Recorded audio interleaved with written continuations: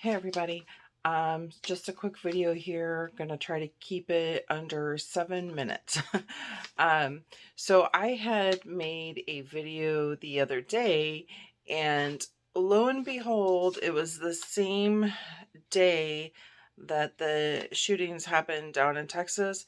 I just didn't feel it was appropriate to put it out on that day. So I've kind of held back, and I'm just going to do kind of a quick recap of it. I still think it's important information, but it just didn't seem appropriate for the time. So first, I do want to start by giving my deepest condolences to all the families and just the community and the school down there. I can't imagine how hard that would be.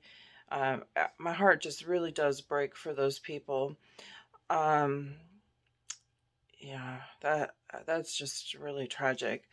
Um, and so the video that I had planned was why you shouldn't have your children in school. Um, yeah, that can be a reason. I noticed I had some notes here. I noticed like in August of 2020, the Department of Justice actually had a 48-piece document listing uh, some like top 10 essential actions to take to avoid situations like this. I see a lot of them, especially in this particular shooting, were not in place. You can just do a simple Google search and go ahead and read up on that. Um, I was a little surprised. It's basic, but it's pretty good, honestly. And I think that would have definitely helped had it all been implemented, which it's not. Um, Another thing that's really going on at the schools, and it has been for a little bit of time, and that is the meal quality, the amount of meals. Gee, thanks, Michelle. Yeah, she really did a number, and honestly, some kids, that's the only nutrition they get. I can't even imagine cutting it back the way it has been cut back. She's worried about obesity. Maybe we could work on exercise programs.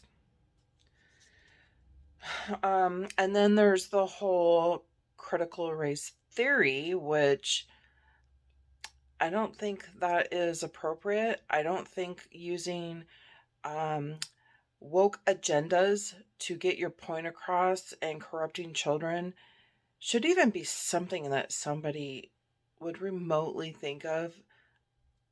I don't even know what's going on with people. Like, I can't wrap my head around how freaking dumb people are. It's mind boggling. Like, why? Why would you do this to children? It's bad enough adults have to put up with it, but children? That's unbelievable. Okay. So, and then there is changing the history books, not focusing on reading, writing, and arithmetic. So I can tell you that in Oregon, the education system is down the toilet. Now, there's been some really great people. If you hear that noise in the background, I have two cats that are becoming a big fur ball rolling around. Um, I know some people that have said, "Well, I'm going to run for the school board and I can make a difference," and that's great if you want to try to do that. But in reality, the um, the education board for your state, each state, is going to dictate what you can do and what you can't do. So they're still going to be in charge. And it just really depends on um, what kind of state you live in, if it's a Democratic, Republican, or as in like Oregon. All of our decisions are made basically from Salem and Portland. The rest of, and a little bit Eugene. Eugene's kind of, I think, a little split. But the rest of the state, they're not like that at all. So when people hear Oregon, they just have this idea of Portland, but we're really not like that. And it's tragic, and I don't know if you've heard about the whole greater Idaho thing where Oregon's trying to separate itself just because Portland is so bad right now. Anyway, getting off on a whole another tangent that doesn't need to happen. So my point I was getting to originally from the very first video was that the education and the schooling here is just not what you need. And I would like to really, really, really encourage everybody to homeschool. Now, we lived in Kansas for a while, and if you've been following us, you'll have seen that. And everybody there homeschooled. My kids were like an anomaly to the situation.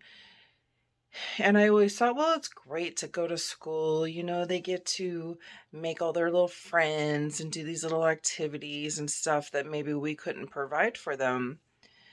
And that may have been true, but the education is different now. Now, I know people that are teachers. I have very good friends that are teachers. We have family members that were teachers or recently retired teachers. So I don't want to say it's teachers that are bad necessarily. I mean, some of them are very woke in their teachings, but that's not the majority of them. I don't believe in my heart of hearts. They're just doing what they have to do to keep their jobs as well. And you can take that however you want. Now, I have a lot of people that will be, well, I can't afford it. I'm not smart enough. I don't know how. I don't have time. We both have to work, or I'm a single mom and there's so many excuses. And to be honest with you, that old saying, if there's a will, there's a way. I'm almost at my 7-minute mark. I'm running out of time here. So really what it comes down to is you can. If you go and just do a Google search on homeschooling methods, you're going to get a whole list of them. And you should just check them out. There's a lot of great ones, like there's the Charlotte Mason. I know a lot of people like that one. There's a couple good ones and a couple I'm a little not so good, but there's some good ones out there. Use the method, try it out. You could do so many things. You could do teaching at night and they could do homework during the day. You could do just weekends. There's so many ways around it, and a lot of them you don't have to be doing it 5 days a week. So you could say, okay, we're going to work on this Monday night, Wednesday and Thursday night, and then you just get all your homework done during the day. I'll check it on Friday and we're good for the weekend. There's so many ways you can go around that. So don't feel like you can't do it. I encourage you to save your own children. Safety, critical race, the whole wokeness, the meals, just there's so much that's going on. Just save your babies, please. Take that advantage. Bring them home where they're safe and they're being taught the correct things. They're actually learning about history. They're getting to learn things from the best person they possibly could, and that's you. I really want to push that, just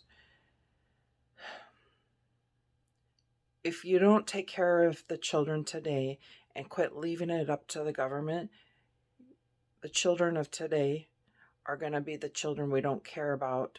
Or I shouldn't say don't care about, but they're going to be the ones screaming in our ears and yelling down the road. You have to bring your children home. I cannot express this enough. Quit trying to fight it out with the schools. Quit wasting time. Quit leaving your children's future to something it may not need to be. They're so precious and so valuable. I just cannot implore you enough. If there's any bit of advice, I could give out, I would just beg for you to bring your children home. You can do it. There's 1,000 million people that are going to stand behind you, okay? All right. Have a great day, guys, and God bless.